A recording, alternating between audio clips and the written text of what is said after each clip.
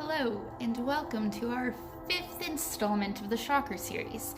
Today, because I like to be confusing, we are going to talk about the 4th chakra, our heart chakra.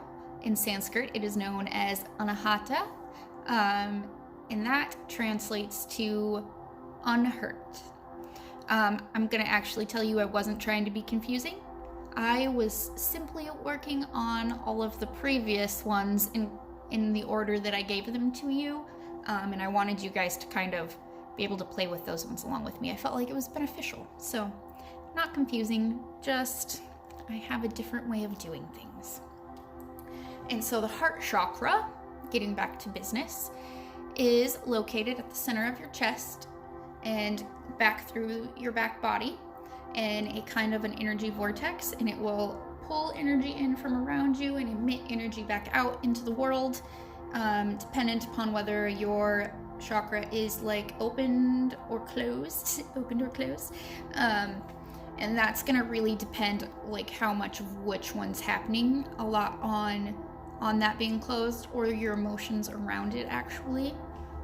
And this is governed by the color of green. Use it, wear it, surround yourself in it, visualize it, color magic baby. It's also governed by the element of air, and it will oversee parts of the body like your heart, your lungs, your circulatory system, your emotional regulation, your shoulders, arms, and hands, your breasts, and your lymphatic system, as well as your brain. Your heart controls your brain works with everything else, so if either one of those are out of alignment, lots of things are going to be out of whack. You can start to notice that this is out of alignment because you may have a lack of kindness and compassion. There might be some jealousy, bitterness. Maybe you're staying in relationships that are super unhealthy for you. There may be feelings of resentment, a loss of empathy. You're feeling hopeless. You have fear that you're going to be alone forever, no matter what you do or what you try. It can show up in your body as heart disease, asthma, immunity problems, high blood pressure, breast cancer, and lung problems, to name a few. All right, so we all want to start opening this up, right? What you're going to want to do is become really, really clear on what it is that's causing you to not be able to open it in the first place. Examine your emotions, your emotion around intimacy with other people, your emotions around loving feelings within yourself. Explore your past memories. What are your experiences teaching you? What did you grow up with? Why do you feel the way that you feel about love, relationships, connections, any of that kind of thing?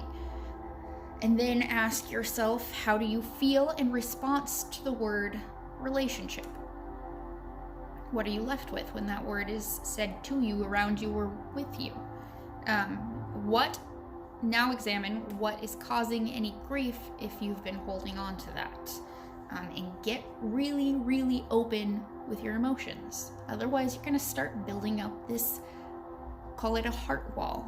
And like that literally is going to be blocking love from entering. You won't be open to receiving any sort of love, and neither will you be emitting any love to others, or at least it will feel like nothing like that is happening to you.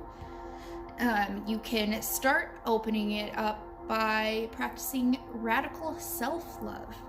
I know that this is like a foreign language to most of you, so not most of you, some of you. It was to me for a long time.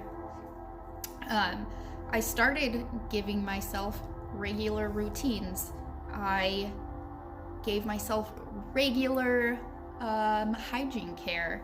I started doing yoga more. I drank more water, and I journaled a lot.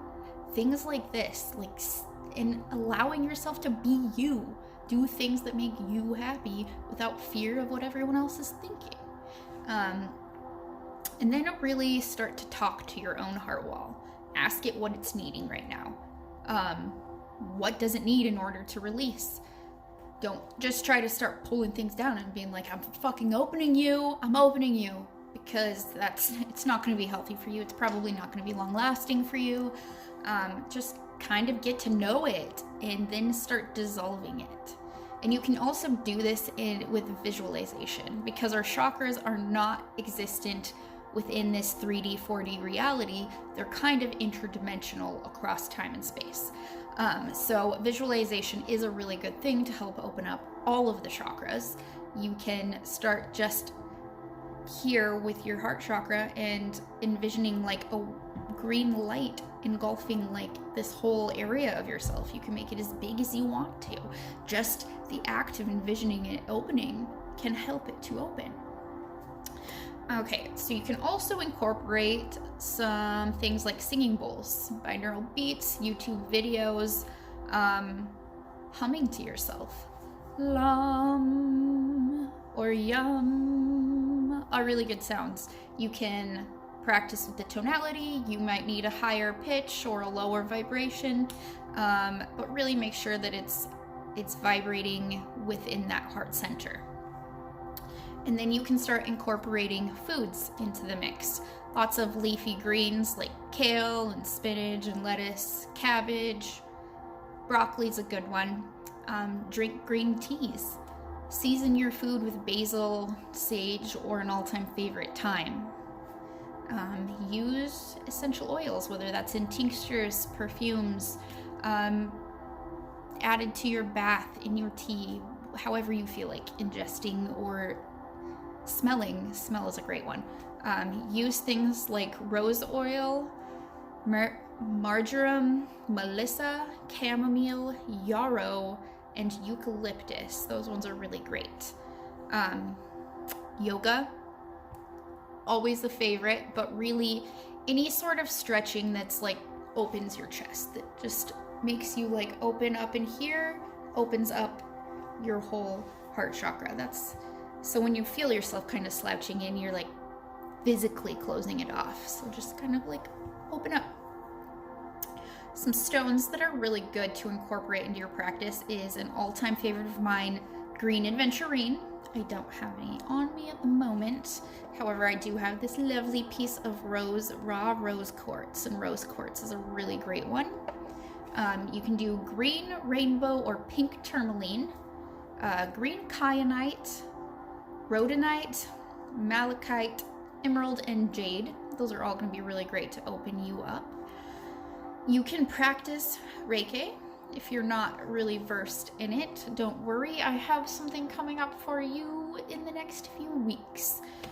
So envision a vortex of emerald green, and with the help of your hands, kind of moving the energy around your heart center, visualizing it opening up, absorbing and emitting energies into the earth.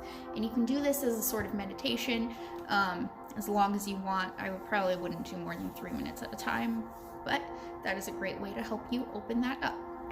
And then after you've implemented all these amazing tools, start speaking from the heart and free yourself in your speech and your thought recognition from harsh criticism. Yeah, I really love a lot of that kind of humor as well, satirical humor, that kind of thing. But to be honest, when I speak to myself and the world around me in that voice, I start to feel like crap. So really just pay attention to the words that we're using. They don't call it spelling for no reason. All right, next week we are going to be talking about our third eye. I'll see you then.